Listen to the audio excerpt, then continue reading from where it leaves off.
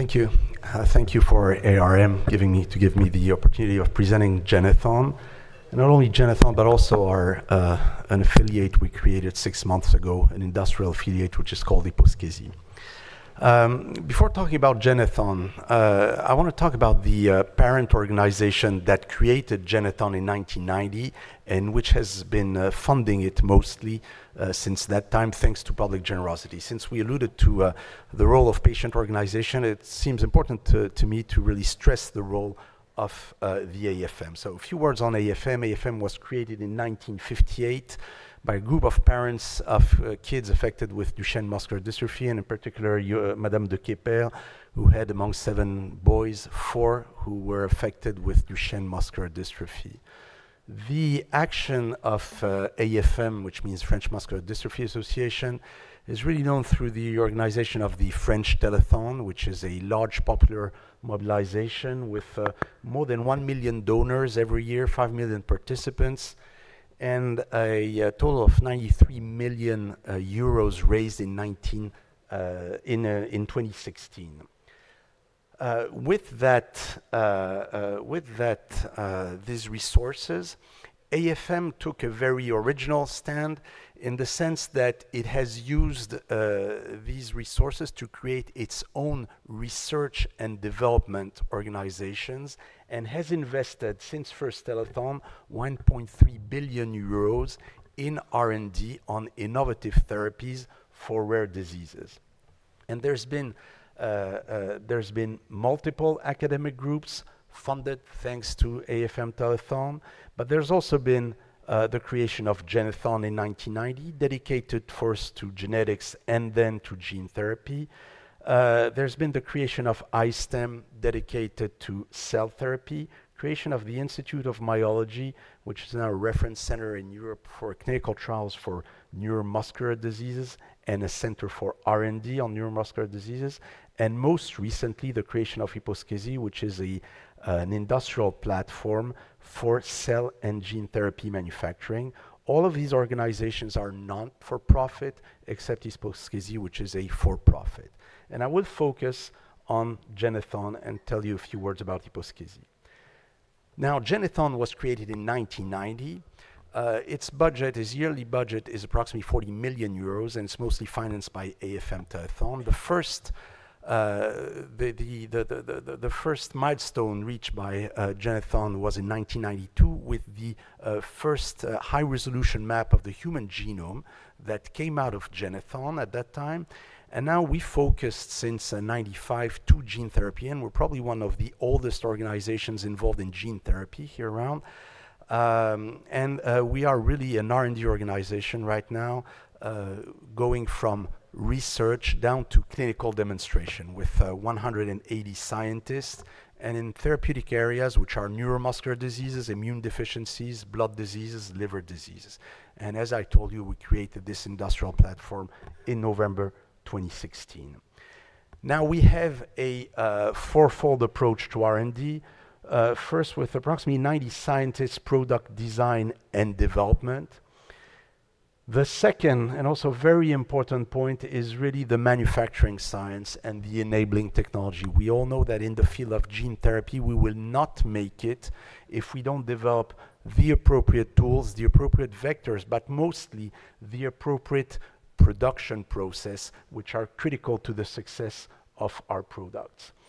Then there's the aspect of regulatory innovation. We have a strong regulatory group as far as innovation can apply to regulatory, but of course we are in a field where very expert competencies are needed, both for these very specific drugs we're talking about, gene therapy drugs, and about these rare disease and the way you design a clinical trial for these rare disease, where sometimes you only have 2 patients in Europe per year. So how do you design a clinical trial under these conditions?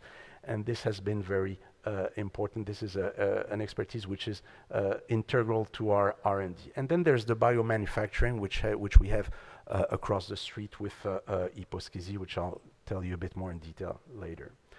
Now, what is our pipeline right now? This is our pipeline. We have programs ongoing in neuromuscular diseases, in immune deficiencies, in liver, and in eye.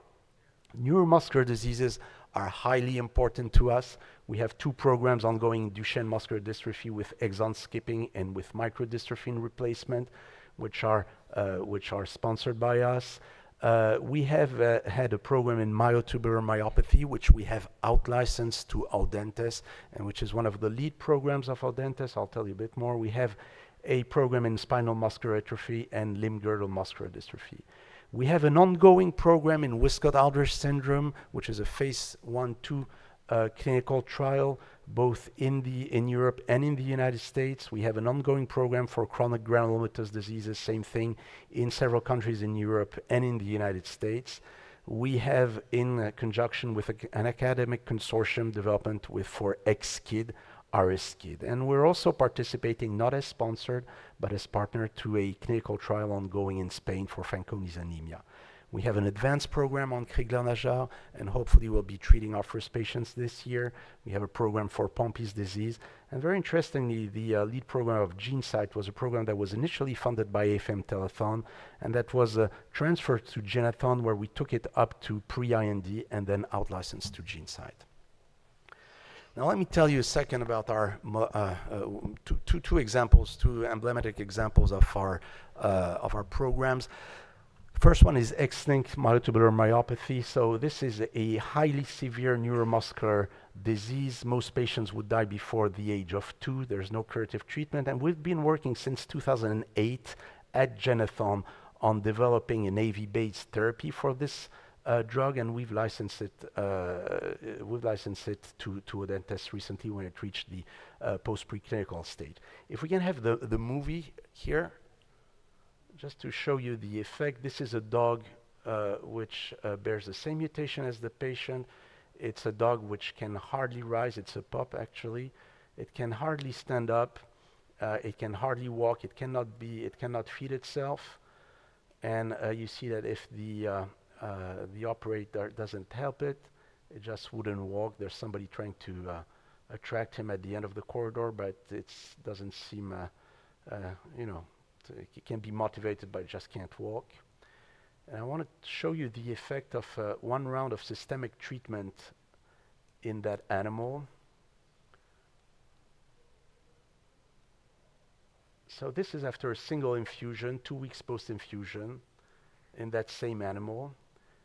So you see the animal still has can get up alone, can move on itself, by itself. And you see the improvement 4 weeks post-infusion. So basically these results were published both in Science Translational Medicine, Molecular Therapy, and now the program is ongoing at Audentes, and we're waiting for clinical trials there. Now, Wiskott-Aldrich syndrome is another indication, an ex vivo lentivirus-based gene therapy, and we have an ongoing trial in the UK, in the US, and in France with 15 patients overall. It's almost closed, and we have published in 2015 the initial results of the European part of the trial, which did show significant improvement in all patients treated. Now we know that we will not make it if we don't improve the technology and if we don't work on the bioprocess development. Just to give you an example here, if we were to treat only 15% of the population, of the French population affected with Duchenne muscular dystrophy, we would require the manufacturing of 500 AAV lots of a size of 200 liters. This is just simply out of reach. We will not make it. It's hard enough to make it to the clinic. It will not make it commercially. Same thing for sickle cell disease. 1 batch of lentivirus using classical technologies allow the treatments of 5 patients, and commercial needs are several thousands of patients per year. Here again, this exemplifies the need for process development, and we are actively involved at Généthon in developing both upstream process, downstream process, and analyticals.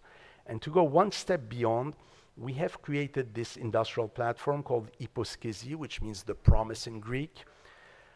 It was created by AFM-Telethon and by the co-investment of a French government-supported investment fund, SPI fund. So an overall investment of 121 million euros, so a massive investment. And the business model of YposKesi is threefold. First, it is a CDMO, and it started acting as a CDMO for third parties, including Généthon and iStem, working in the field of gene and cell therapy.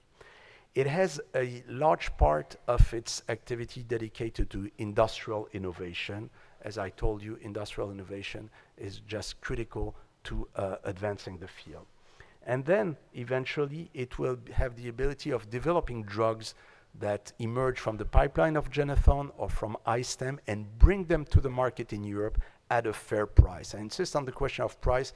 It was alluded to yesterday during the roundtable, but to us as a patient-funded company, the fair and reasonable price is really central to our thoughts. We have constituted an executive team of purely industrial managers combining the expertise in biotherapy and in the industry.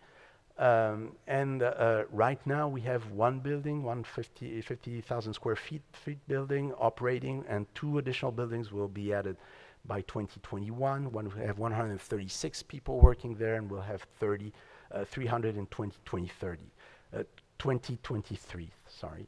The technologies are lentis, AV, bioproduction of genetically modified cells, CD34s, stem cells being iPS or ES. We also do fill and finish.